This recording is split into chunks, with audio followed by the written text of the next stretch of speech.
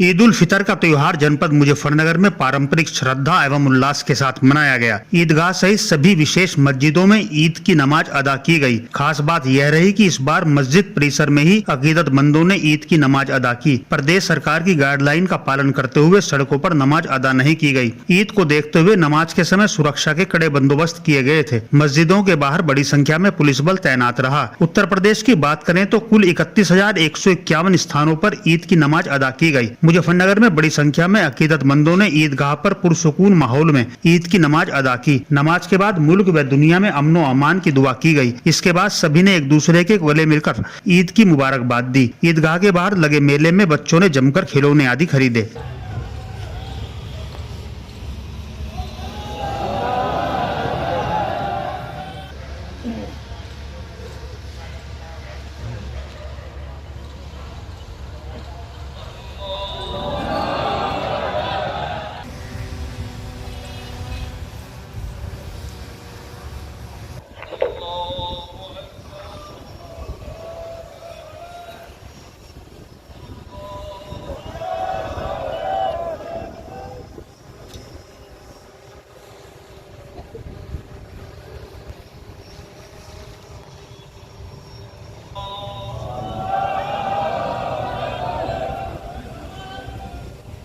मैं तो इसको मना कर रहा था कि इससे भी बिल्कुल न करें और जो अजान पढ़ने वाले हैं वो अपनी अजान करके अल्लाहु अकबर वलिल्लाहिल हम्द वक़द क़ाल रसूलुल्लाह सल्लल्लाहु अलैहि वसल्लम। जिलाधिकारी चंद्रभूषण सिंह एवं वरिष्ठ पुलिस अधीक्षक अभिषेक यादव सुबह से ही भ्रमण पर रहे। व्यवस्थाओं का जायजा लेने के साथ ही उन्होंने लोगों को ईद उल फितर की मुबारकबाद भी दी। ईदगाह पर डीएम चंद्रभूषण सिंह एवं एसएसपी अभिषेक यादव ने लोगों को ईद की मुबारकबाद दी। इस दौरान बेहतर प्रशासनिक एवं पुलिस व्यवस्था के लिए सेकुलर फ्रंट द्वारा डीएम व एसएसपी को सम्मानित भी किया गया। देखिए, आज ईद के अवसर पे नमाज जनपद में सकुशल कई जगहों पे संपन्न हुई है। जो ईदगाह है वहाँ पे भी सकुशल संपन्न हुई है। इसके अलावा कई मस्जिदों में सकुशल संपन्न हो गई है। कई जगहों पर अभी भी नमाज पढ़ी जा रही है। पूरे जनपद में शांतिपूर्ण तरीके से नमाज अदा करी जा रही है और इसमें पुलिस प्रशासन के साथ साथ सभी धार्मिक गुरुओं का, सभी जन सामान्य के लोगों का बहुत बहुत साथ रहा है, जिसकी वजह से संपूर्ण जनपद में शांतिपूर्ण तरीके से नमाज अदा की गई है और की जा रही है। और हमें पूरा विश्वास है कि इसी प्रकार शांति और सौहार्द के साथ ईद जो है पूरे जनपद में मनाई जाएगी। सर, ड्रोन कैमरे से भी नजर रखी गई है। लगातार पुलिस और प्रशासन के द्वारा विभिन्न तरीकों से निगरानी करी जा रही है, जिसमें ड्रोन भी शामिल है। Thank you.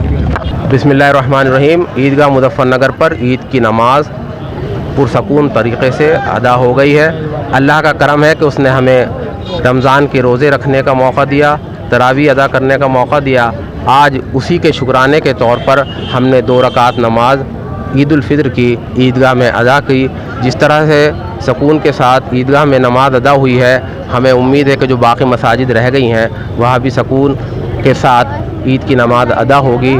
और जो हमारा गंगा जमुना तहज़ीब है, उस गंगा जमनी तहज़ीब का जो हमारा उनसर है आपसी भाईचारा मेल मिलाप, वो बना रहेगा इंशाअल्लाह। और हमारी दुआ है कि अल्लाह ताला हमारे मुल्क में और पूरी दुनिया में अमन व अमान कायम रखे, सुकून की ज़िंदगी हमें अता फरमाए। क्या अपील करना चाहते हैं? क्या बस यही है कि भाई अल्लाह के वास्ते जो मीठी ईद है, इसमें सिर्फ मुसलमान ही नहीं बल्कि हिंदू और बाकी जो मज़ाहिब के लोग हैं, यहाँ सिख हैं, जैन हैं, बौद्ध हैं, सभी लोग जो हैं उस मिठास को बनाए रखें जो इस मीठी ईद में है।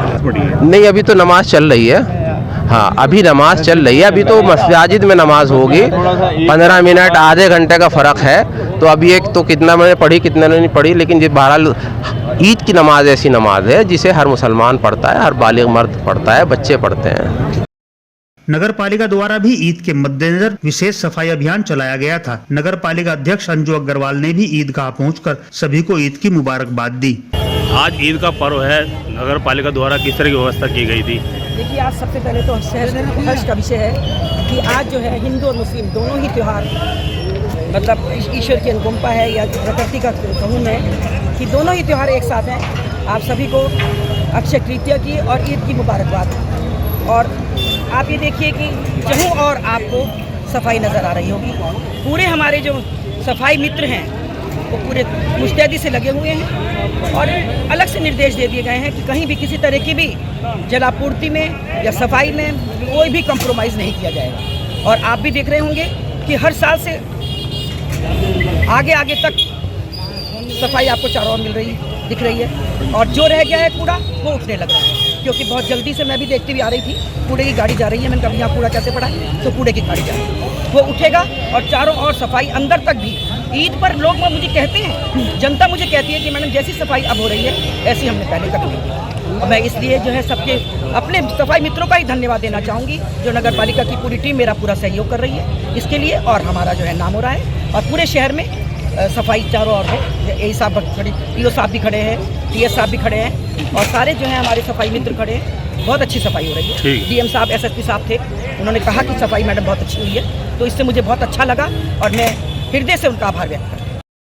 ईद का ताल्लुक हमारी खुशियों से है जो अल्लाह ताला ने हमें अता फरमाई हैं। अल्लाह ने इस दिन का कोई रोजा नहीं रखा, यह खुशी का दिन है ताकि हर कोई मिलकर ईद का त्योहार मनाए। ईद कैसे मनाए इसको भी एक मुआशरे से जोड़ा गया है। जो दौलतमंद हैं उनसे कहा गया है कि वे अल्लाह की राह में कुछ ना कुछ दें। ईद और रोजे पर किसी का हक नहीं है, एक समूह का भी नहीं है। ईद सबकी है और रोजे भी सिर्फ अल्लाह के वास्ते हैं। लेकिन जो तुम्हारे पास माल है उस पर भी समाज का हक है, यतीमों और मोहताजों का भी हक है। यह हक भी जबरदस्ती नहीं लेना है, यह हक उनके ऊपर है कि आप समाज के लिए क्या अंजाम देते हैं। इसलिए एक हदीस में कहा गया है कि खर्च करो, अल्लाह तुम पर खर्च करेगा। इस खर्च करने का यह मतलब नहीं है कि फकीरों की फौज बढ़ा दी जाए, मांगने को भी मना किया गया है और मालवार लोगों से माल में से कुछ अंश समाज व यतीमों को भी देने को कहा गया है। ईद की खुशियाँ खुद में न समेट लो, उन घरों में भी ईद होनी चाहिए जो मोहताज हैं और यतीम हैं। इसलिए जकात ईद से पहले अदा करने को कहा गया है। सदका ईद उल फितर ईद पर देने को कहा गया है।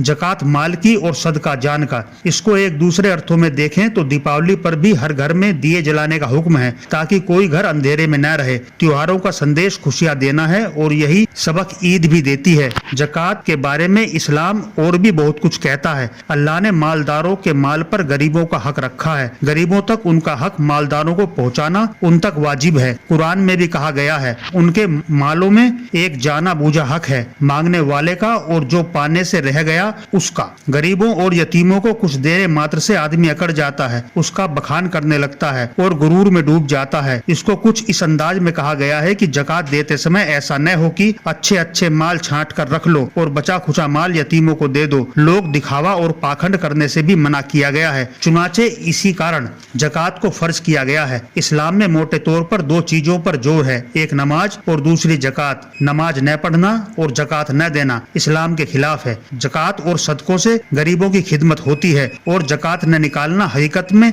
अपने इन मोहताजों और गरीबों पर अत्याचार करना ही है। सब अल्लाह का है और सब अल्लाह के बंदे हैं। अगर इसी को ईद की खुशी में शामिल कर लिया जाए तो जहां का दर्द ही मिट जाएगा।